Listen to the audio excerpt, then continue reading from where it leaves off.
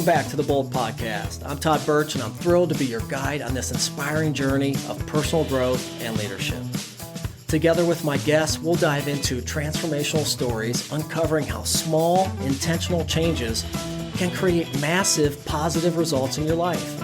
From overcoming challenges and setting impactful goals to building lasting habits and living with confidence, health, and positivity, we'll explore it all.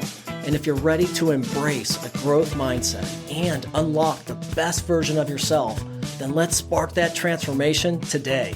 Today's guest is Scott Hubble. Scott is a self-described pragmatic optimist, forward-failing servant leader, lifetime learner, and practitioner of the mantra that people matter most.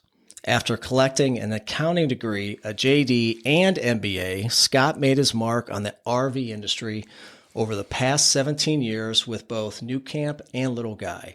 His expertise lies in managing people, processes, and technology while interpreting market dynamics and authoring effective marketing, sales, and product strategies. He has a proven track record of turning boutique companies into niche powerhouses by identifying unredeemed opportunities within the space through product distinction and building a strong community. Scott lives in Berlin, Ohio with his wife and 5 children. Scott, welcome to the Bolt Podcast, my friend. Thank you very much for having me, Todd. It's a pleasure. Wow, that is a lot. That was a mouthful. You have quite the CV. I'll say that. Wow. A true passion for academia, right? Yes. Hey, you can never learn too much. Right. And none of us know everything, right? Right.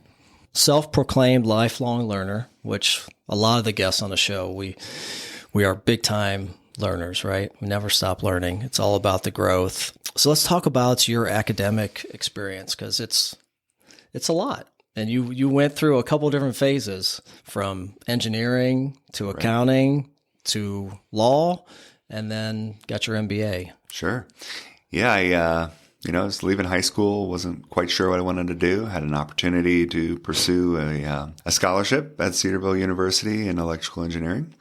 So redeemed that, but after about a year, I figured out I am not an electrical engineer. And in the meantime, my parents had moved to Akron, so I just moved home and I started taking courses at Akron and went to the College of Business, and I needed to declare a major. And again, I was uncertain. So what I did at that point, I sought some counsel from my father. He's like, look, accounting's one of the 5 professions. It's solid. There's always work there. And I said, all right, I'll be an accountant. And as I was starting my senior year, I figured out I don't want to be an accountant. But, saw the degree through and applied for law school. Went to law school, and again, it's like we're watching a replay, right? I did the first year, which is the toughest year of law school, and I realized I don't want to be a lawyer. But I did the next 2 years, got the degree, but in the interim, I started my MBA. And that's where everything started hitting for me. And I was like, this is easy. This is fun. This is who I am. This is what I'm supposed to do. So then I was equipped with all the degrees.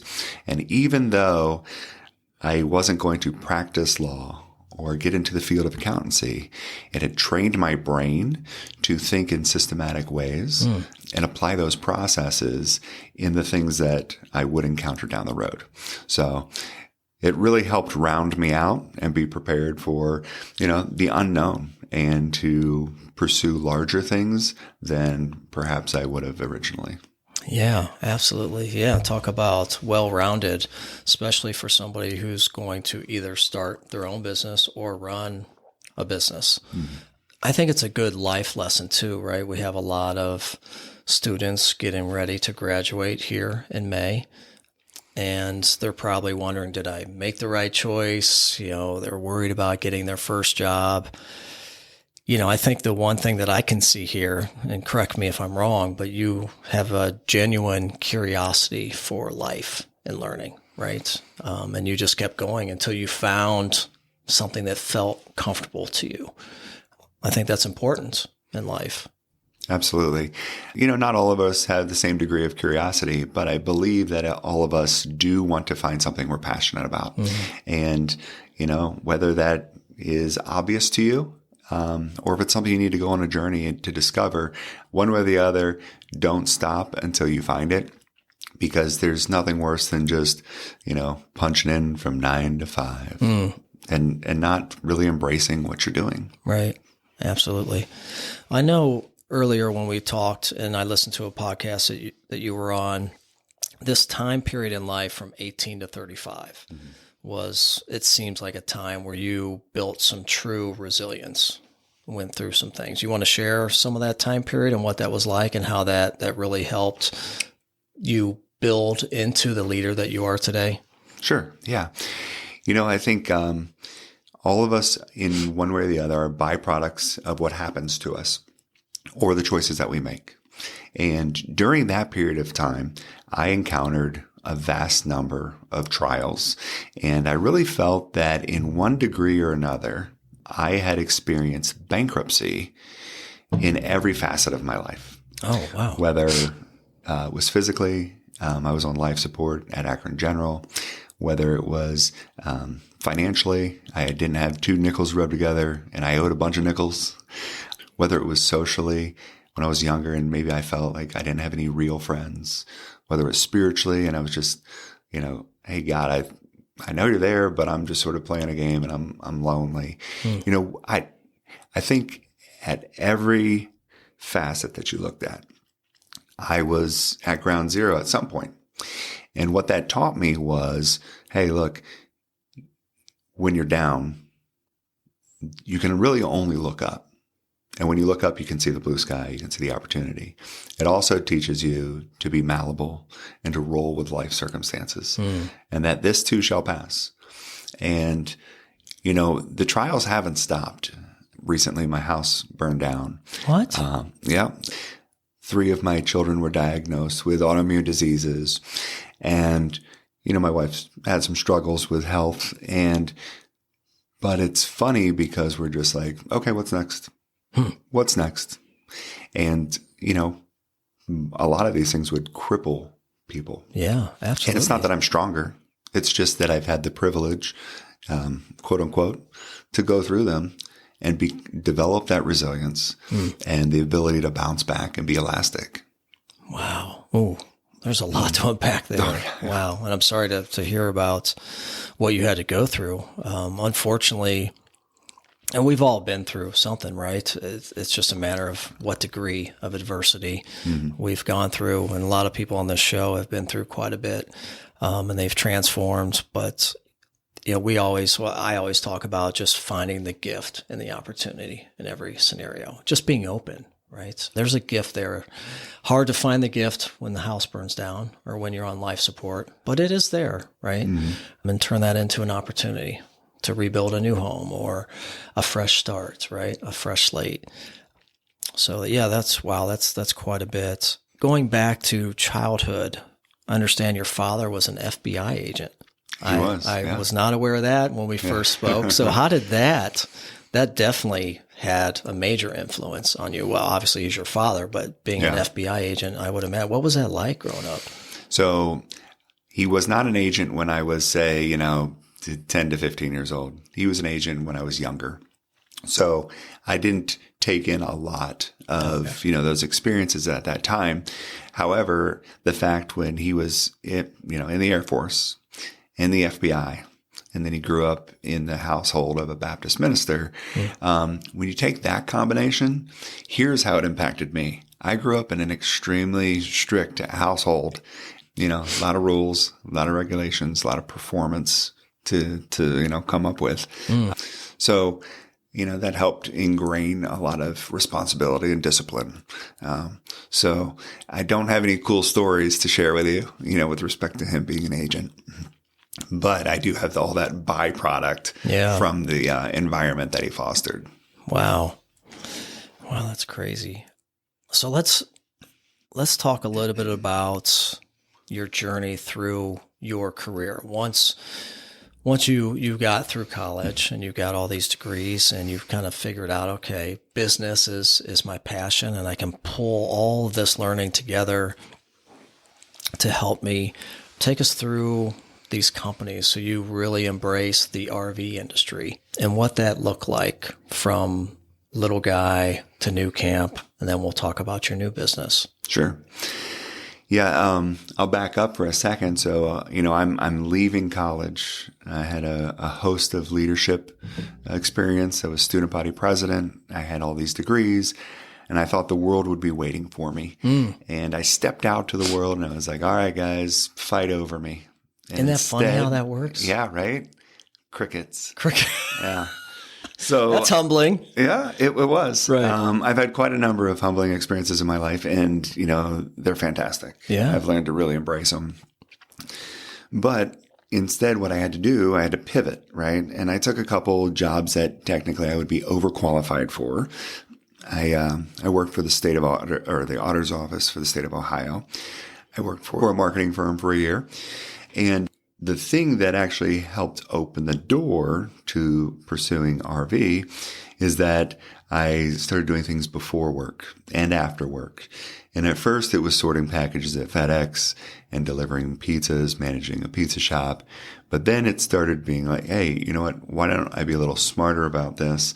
And a buddy of mine and I started doing some marketing initiatives, little small things for small companies. Okay. Like freelance work? Yeah. Okay. And one day he came to me and he said, hey, look, I opened up a conversation with a company called Little Guy Worldwide, and they are the world's #1 distributor of teardrop trailers. And I said, okay. And he said, I sold him a website and I told him that we're going to make their web traffic just explode. I said, all right. He said, you're going to make their web traffic explode. So that was the door. That was the opportunity that we walked through. And, fortunately, we were able to make that happen. The internet was sort of the Wild West still in that period of time, the 2008 period. Oh, yeah. Not a lot of algorithms in place in social media. SEO, Yeah, so I just drove traffic like a madman. They loved it. They said, what else can you do? So then I was able to dip in on some of my skill set. Yeah. And it was a very small organization. And just a handful of people, mostly sales and bookkeeping type. Okay. So I came in with a skill set that wasn't there. And I was able to look at, what are these marketing programs? What's your pricing structure look like? Who's your manufacturer? What does the product look like right now? And then do some assessments of the market, assessments of the product, assessment of adjacent markets, so on and so forth. And what we realized was that the product we were receiving was really just bereft of innovation. It was bereft of quality. And if we really wanted to take the next step and be something of significance, we needed to up the game. And that's when when I actually had the opportunity to meet a man named Joe Mullet, who owned a company named Pleasant Valley Teardrop Trailers that was in Sugar Creek, Ohio. And I had seen a couple of his trailers, and they were very retro-y, great looking, high quality. And I said, this is the type of manufacturing that we need in order to take the next step. So we entered into some conversations with him, and then the two companies, Little Guy Worldwide and Pleasant Valley Teardrop Trailers, came together into an agreement for a manufacturer and distributor. And it was a really fun time for me, because I'm being able to do all these marketing campaigns that I just loved and was fun, and, driving a Facebook account to over 100,000 followers and, feeling good about that kind of stuff. But then learning some of the manufacturing side, and I would work a couple days down in Sugar Creek and then a couple days up in the Canton area. And, the business just exploded. It just went crazy. And the contract was running out in around 2017, and the owners of both companies really enjoyed the success. But I let them know. I said, guys, this is fantastic. However, we've grown too big to just stay in this same structure, because the end user is going to end up footing the bill for an extra unnecessary layer. You guys either need to merge, or one of you buy out the other one, whatever. An agreement was not able to be reached. So at that point in time, I had to make a choice. Do I want to stay at a distributor where we're marketing and selling, which is fun, but we're not creating? Right. Or would I go on the manufacturing side where we can create and innovate and then start fresh with the marketing, the sales, the customer support. And that was the option I chose. And when I chose that, I knew we needed to have a real name, not Pleasant Valley Teardrop Trailers, because you made teardrop trailers on Pleasant Valley Road. Right. But rather, hey, nuCamp. And why nuCamp? Well, it's a new start. We spelled it NU with an umlaut on top, to tip our hat to the German heritage of the Amish. And then camp to basically say, you know what? We're honoring the industry that we're playing in. And so, a side hustle opened the door to get into Little Guy. And then the little guy's success with Pleasant Valley opened the door to me to step into that role, which became, far more encompassing than what I was in. And we had a team of 200 people. We made over 3,700 trailers, created a lot, met a lot of people. The vision never stopped. And, that prepared me for the opportunity to where I'm at today. So I don't know if you had any questions along the way. I always leave things out. Yeah, no. There's different versions of the story. No, that's great. That's basically it. Yeah, but and we'll go into kind of where you're at now. I love the story. I think it's very interesting. I love how it was kind of by happen chance. Mm-hmm. But do you believe in fate, that everything happens for a reason? I'm a man of faith. So, yeah. So even when I'm going through all those scenarios, I'm like, hey, you know what? Am I going to let, my circumstance define me and my circumstance, control my view of God? Right. Or do I know something more than that? Right. Yeah. Right place, right time. Luck is created, right? Sometimes ordained. Right. Yeah. Absolutely. And when you came into nuCamp, did you come in as CEO or were you in another role and worked your way up? No, I came in as CEO. Okay. I always say, sometimes titles overstate things. Right. I think eventually I moved into an actual CEO title, whereas when it was bestowed upon me, if you analyzed it, no, I wasn't doing all those things that I should have been doing. Sure. But you grew into growth. It. Yeah. Yeah. Wow. And you did that for 8 years? Yes. Yeah. Yeah. Okay. Best 8 years. Loved it. I would always tell people I've got the best job on the face of the planet. Dream job. Loved it. And, we all have chapters. We all have seasons. And it was a great, great time. Yeah. That's awesome. Let's talk a little bit about, because I don't think everybody knows what a teardrop trailer is, right? It's still, they are somewhat rare, right? I don't say only. I mean, it's still manufacturing a little under 4,000 is a lot locally, but I camped for a little while and you didn't see a whole lot of them. When you saw them, you're like, ooh, that's cool. Yeah. Right? They were very different. And I will say the design is incredible. The engineering is incredible. Like these, if you ever get a chance, if anyone's interested in camping or owning a trailer, a small trailer, and I believe you probably don't need a heavy duty truck to pull these things, which is the beauty of it. One of my early trailers back when I was younger was a Coleman pop-up, that I pulled on my Cavalier, my Chevy Cavalier, which looked a little ridiculous, but hey, it worked. I pulled that thing down to Florida a couple times. Wow. But I think telling the audience a little bit about teardrop and really, how you took this, because I think it was understated that you took a kind of a dying industry, right? An underserved industry, and infused new life into it and made it really successful, which is pretty cool. And I think you're a guy, you love challenges. Right? Mm-hmm. You walk into the face of a challenge and you're not afraid.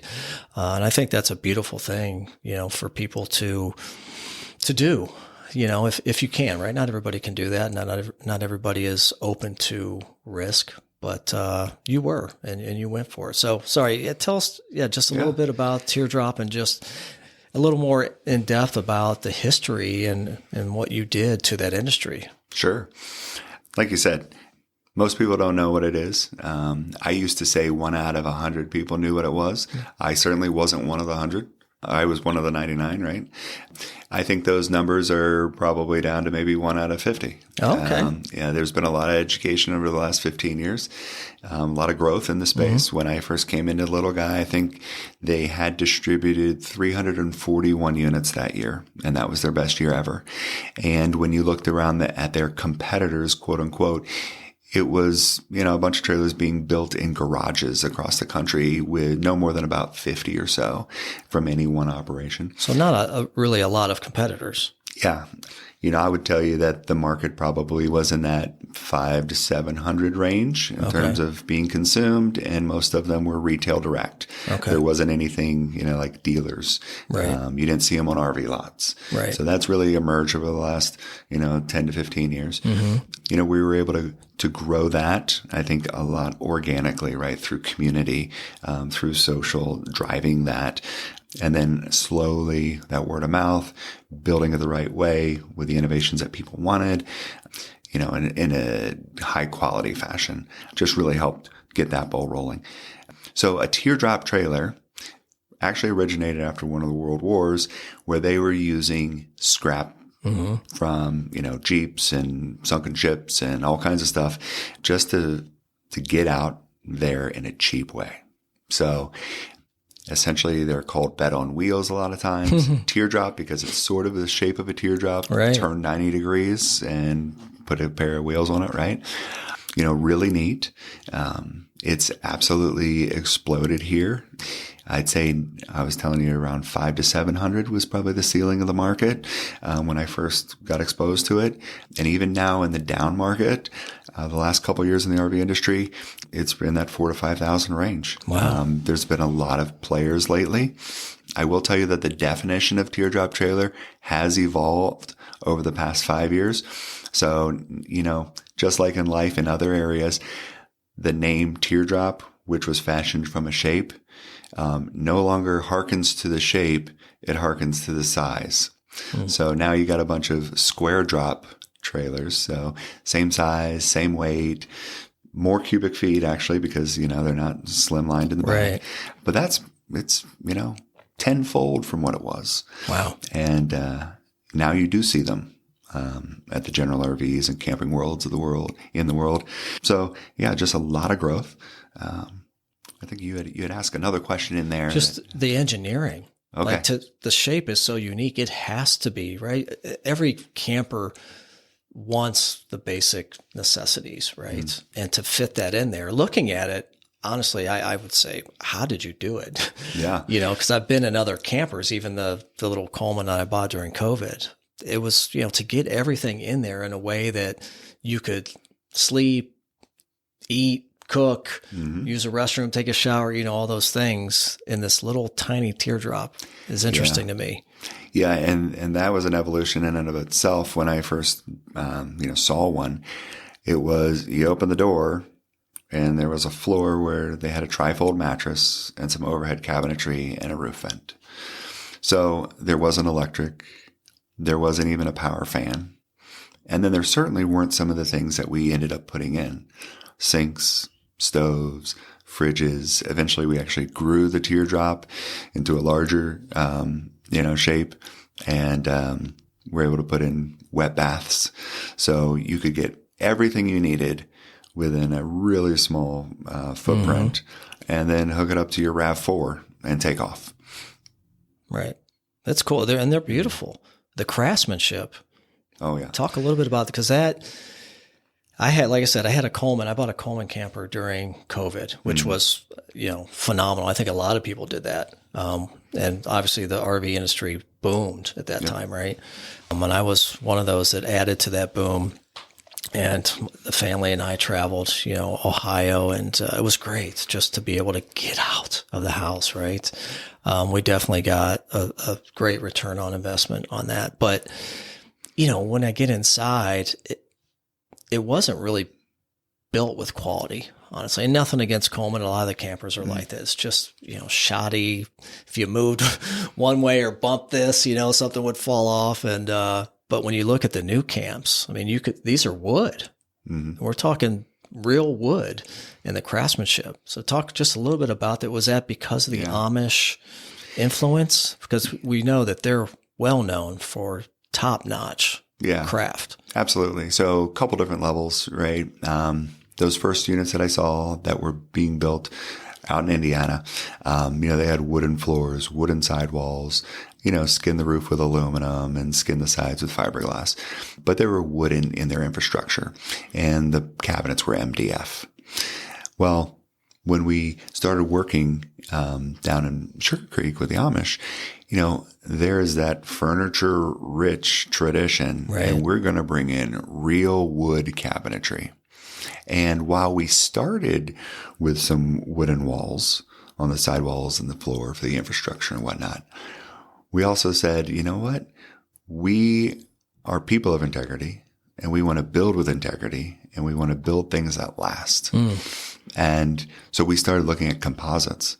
And then, when I left nuCamp, we had been using composite sidewalls, floors, roofs for several years. So now you're not dealing with the rot that a lot of the traditional stick and tins are. You're bringing it and then you're fusing it. So, right, I can't remember how I used to always say it, but we would take European designs and fuse it with Amish craftsmanship. So we would take all the sleek lines, we take the composite materials, and then we bring in the beautiful cabinetry and just make a real premium product.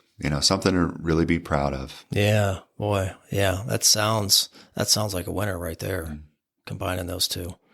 So Scott, let's talk a little bit about your leadership. So you, in the culture that you built at nuCamp, how many employees did you have when you guys were in kind of your high time there? Yeah, we had crested just over 200. Okay. That's a lot of humans to be responsible for, right? Yeah, there was sort of a running joke, that I wanted to know everybody's names, but there was probably a good 30 or 40 I just didn't know. So it was, hey, how you doing? And that's where some of that leadership comes in, right, because you need to care genuinely. And the question is, can you care genuinely if you don't actually know who they are? So a little bit of a struggle, a little bit of a balance to achieve there. Something I absolutely worked on, but yeah. How did you build a culture of success? I know you guys probably went through some difficult times. How did you build resilience with the team? How did you cultivate a culture of growth and opportunity? Yeah, I'd say first and foremost, I was never alone.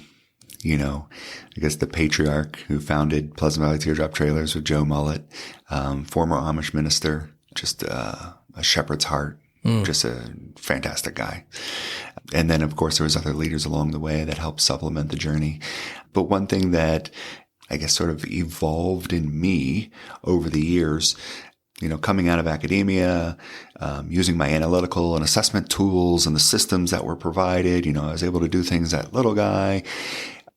But in those first few years, I realized, something's more important than the product, because I was always like, hey, the product, that's what's going to win it. And what wins it is people. And it really made me, reflect and develop the idea, people matter most. And, the level of care, when you tell and show your people that you care, then they care. And now you're caring for them. They're caring for the company. And you're all caring about the product because you're caring about the end user. And I think that level of care is infectious, right? When you feel wanted, you act in a different way, right? The level of care instills trust, which then creates an environment where there's psychological safety, which, really enables or empowers somebody to take the autonomy that they're granted and to act with confidence. So you've heard all these things, and it really is a domino effect. And sometimes the dominoes can fall in different ways.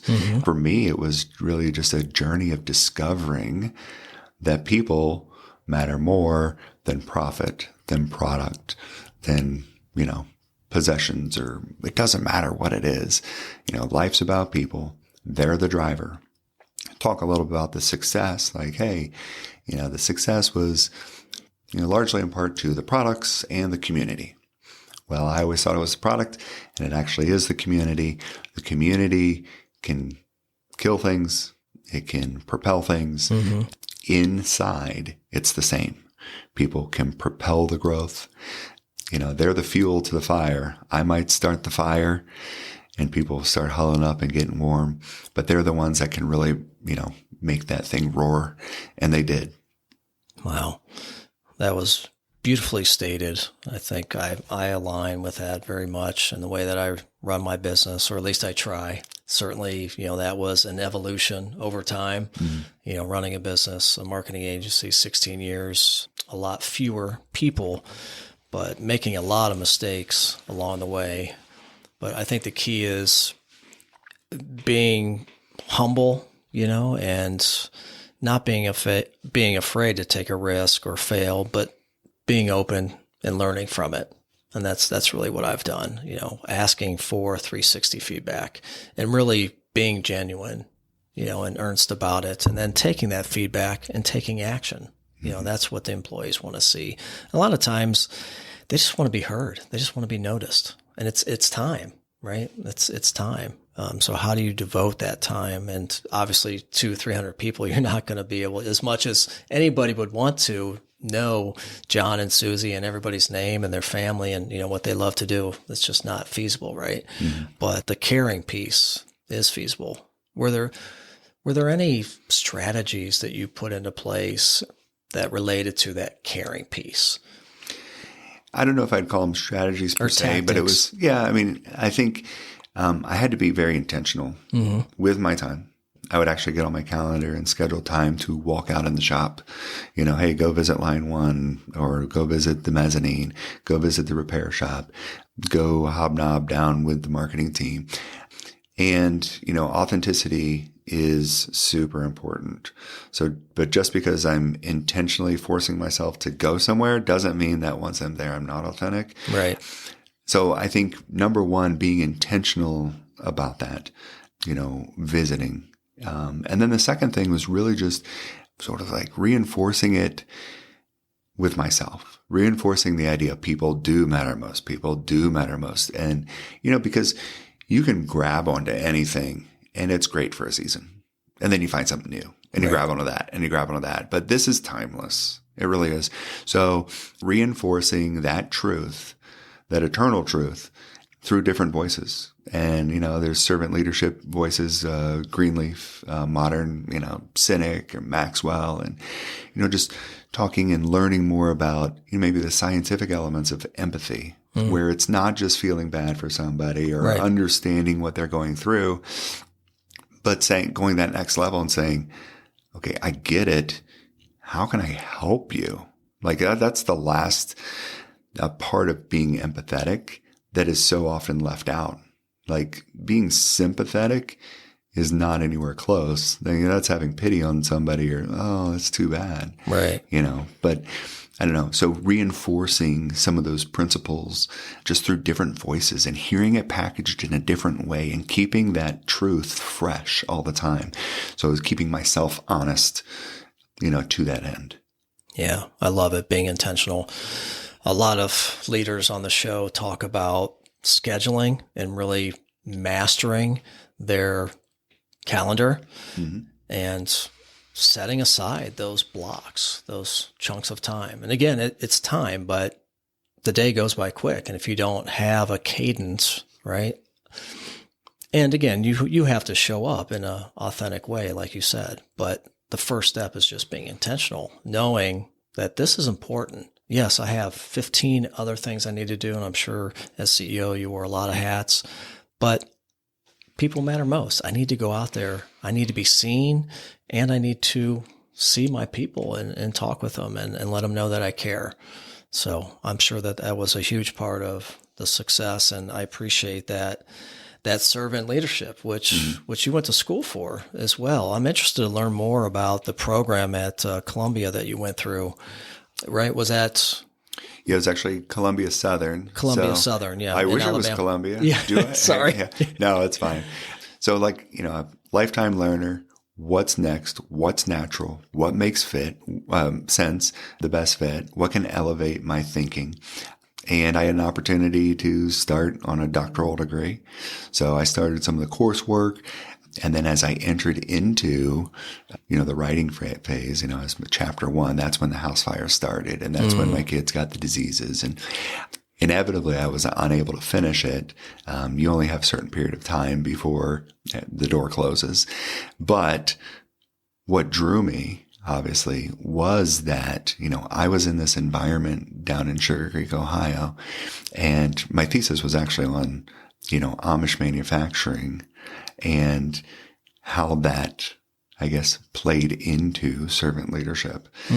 Because I think it's a different dynamic in any atmosphere that you go to.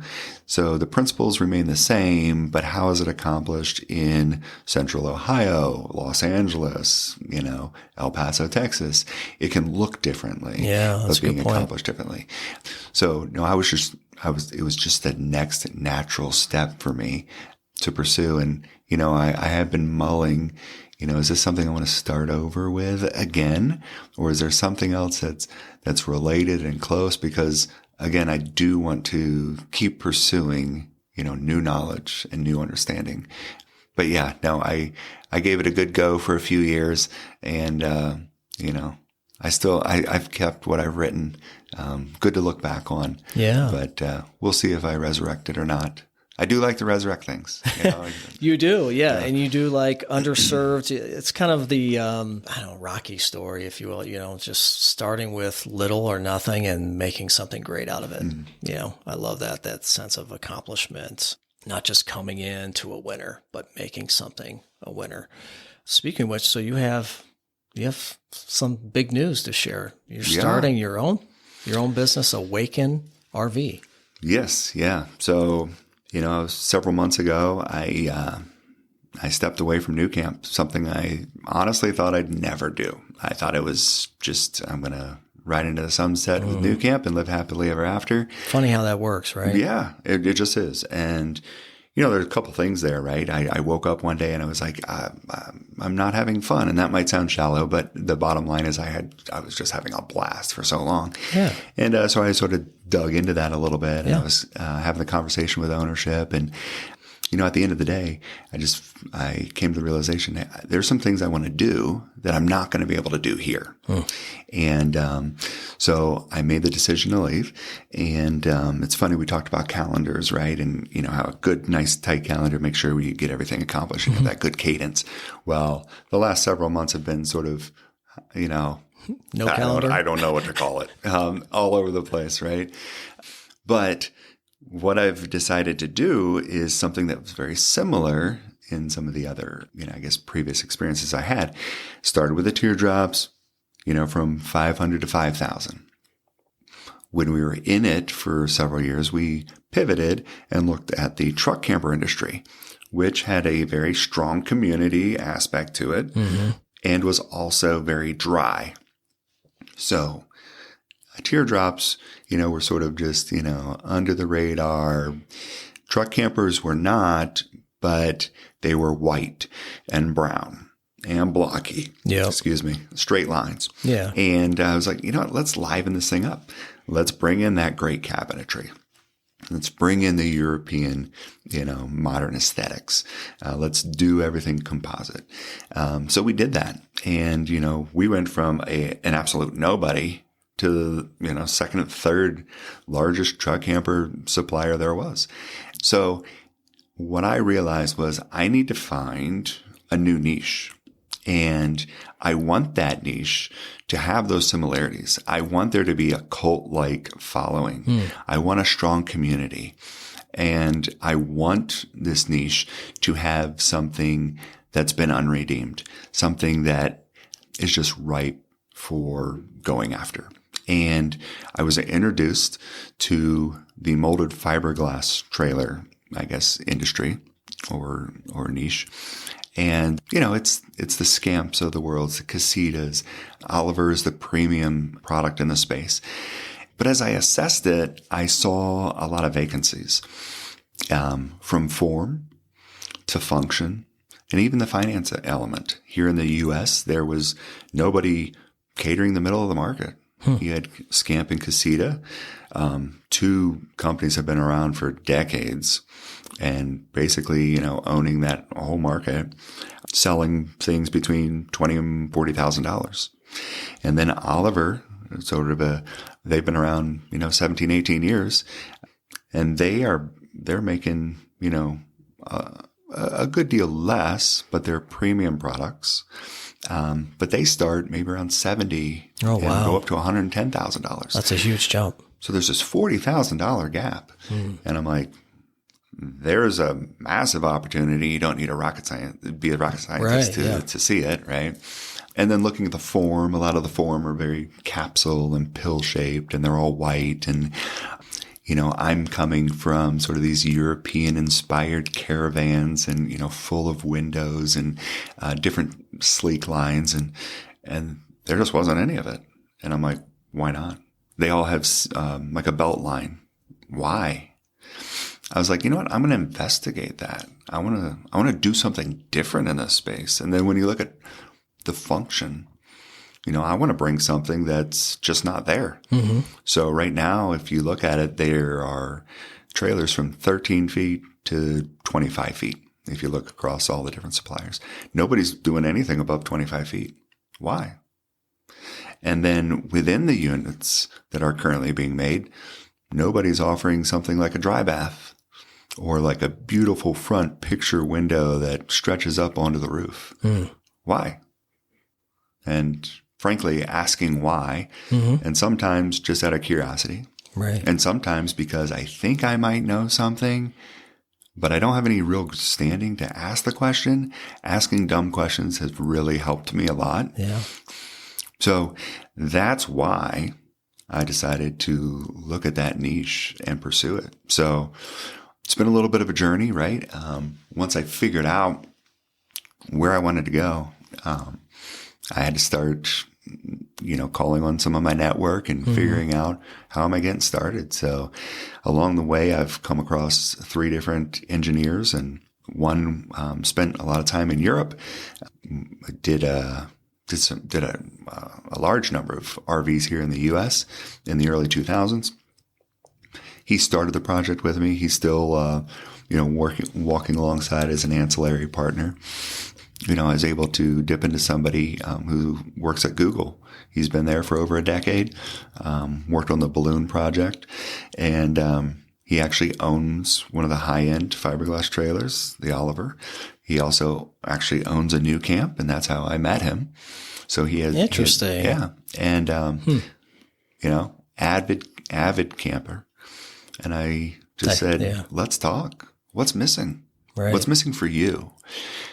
So then, he was able to provide tremendous feedback. And then I had a former employee of Winnebago, and he was able to provide a lot of expertise in ways that, those gentlemen didn't.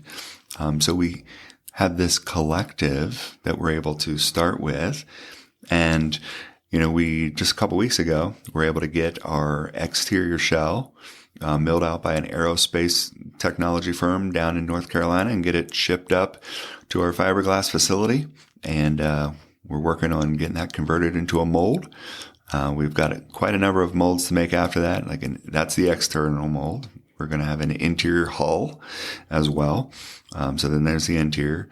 And then we're going to do something that's not really being done in the space. And we're going to make individual components within the interior mold that allows for flexibility. So now I don't have to own 25 different types of molds to change a floor plan. I have one mold, right? But then I can change the pieces and parts and this kind of dinette, this kind of bed setup, so on and so forth. So a lot of fun there. Engineering team, my fiberglass partner, he's located outside of Fort Wayne, Indiana. And then I've started to form my team here, my production team. We're not building anything probably for another month or so. We'll get into the first prototype. But I've got my finance and compliance guy, got an operational consultant, and then I've got a ton of people just cheering me on. Former dealers, suppliers, former partners, stepping up to say, what can I do? So it's been a great journey. A lot of unknowns. Again, learning a lot, new space. But I think that some of the lessons I've learned over the years, I'll be able to apply and avoid those pitfalls. One thing I say is, hey, a forward failing, a servant leader. And the thing is, when you fail forward, because when you actually stand up, you're a little further ahead than where you were because you've learned a lesson that you didn't know before. So I think I'll be able to avoid some of those things that, some of the rocky times, not that they are not going to come here and there, but learned a lot over 17 years in this space. So really excited about what this is and what we're going to be able to introduce. That's awesome. Well, first off, congrats. Well, thank you. I can see the excitement in your face. It takes me back to when I started my business. You see a problem and you have an idea of how to solve it, or you see an underserved market or industry or an area and, geographically, and you're like, okay, I'm going to go there and I'm going to work my tail off and create something really special. And hopefully it works out. But good for you. If anybody could do this, if I'm a betting man, which I'm not, but if I were, I'd put my dollars on you because you've been in the industry. You love a challenge. You love learning. Like you love building a great culture. You appreciate and respect the community piece. I think that's important for somebody to come into something new. It almost reminds me of Subaru-ish, right? Probably the same types of people. Really, absolutely. Yeah. You gotta be honest. You gotta be authentic, right? The message, the marketing, and the product, and it sounds like you're doing everything the right way. And interesting enough, all these, I look at your path, it's been windy, right? But it's led you to this. And it sounds like it's going to be incredible. What did your wife say? I'm curious. You have this very successful, stable job, 5 kids, and you come home and say, "Hey, babe, I think I'm gonna quit and start my own thing." What was that conversation like? Yeah, again, I walked through it with her the same way I walked through it with the owner at nuCamp, and it was a few conversations, right? Yeah. And it's just like, hey, this is what I'm feeling. Really? Why? What are you going to do? How are you going to do it? We can't leave, and hey, I could go to Indiana. We're not going to Indiana. It's Ohio or Florida or nothing. Oh, okay. I started creating some guardrails and, I don't want to uproot my family per se. I didn't want to go to Indiana per se. Right.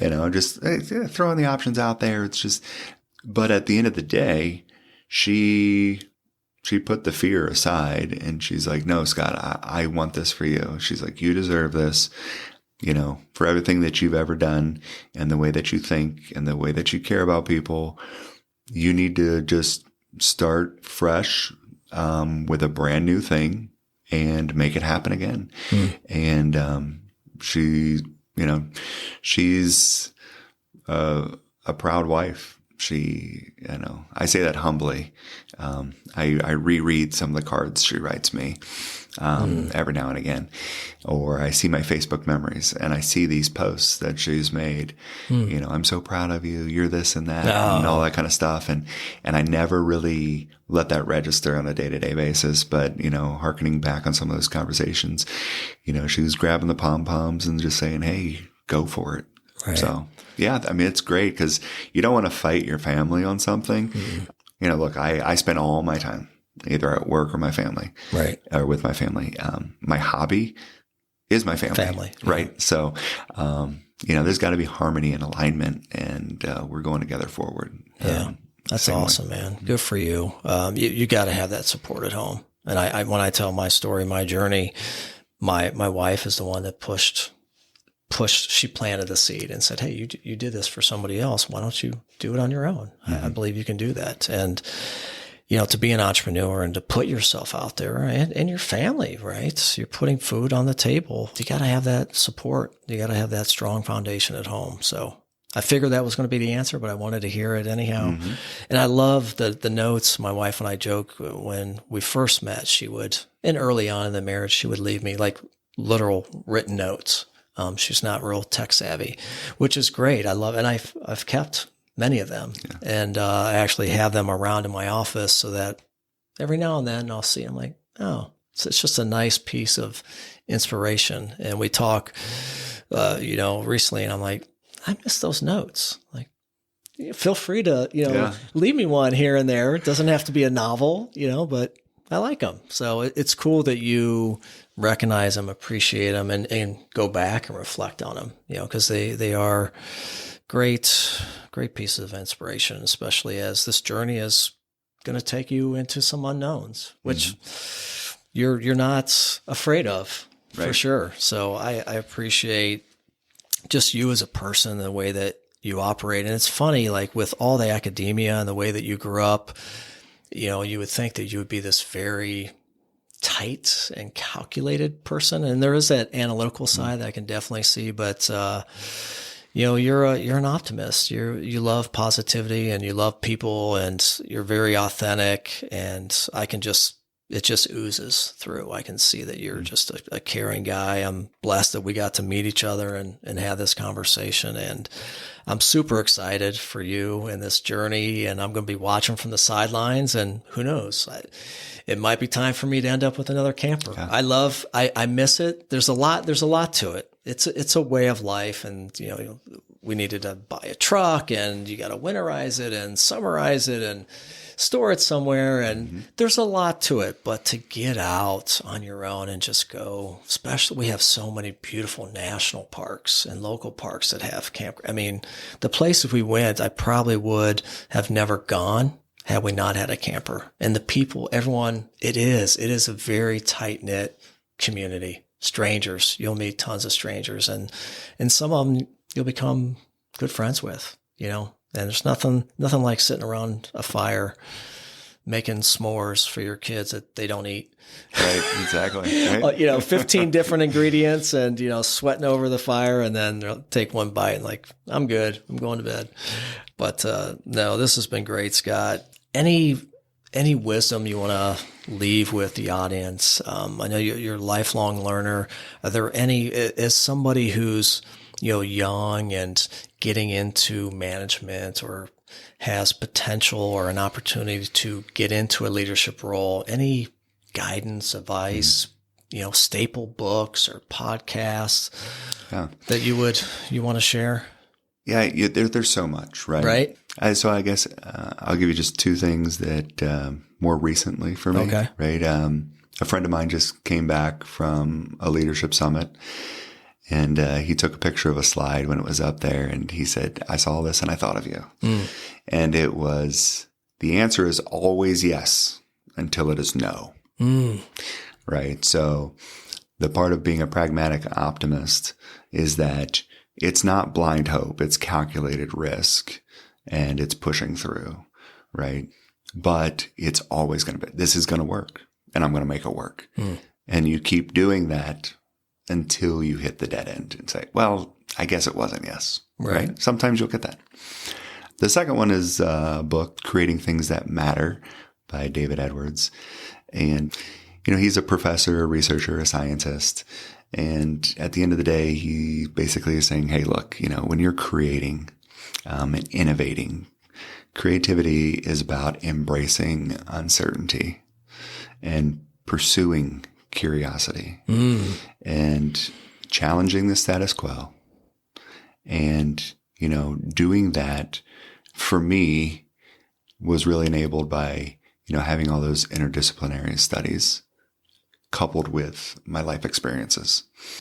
I wouldn't tell anybody to sign up for my life, but it's been fantastic, and it's fashioned me, obviously, into who I am. So yeah, just like embracing the uncertainty, pursuing curiosity, and challenging the norm. That's how you're going to create something that matters, something that lasts, something that brings you passion. We'll leave it at that. All righty. That was well said. Thank you, my friend. Thank you, Ty. Absolutely. No, thank you. It's my pleasure. Thank you for listening to this episode of the Bolt Podcast.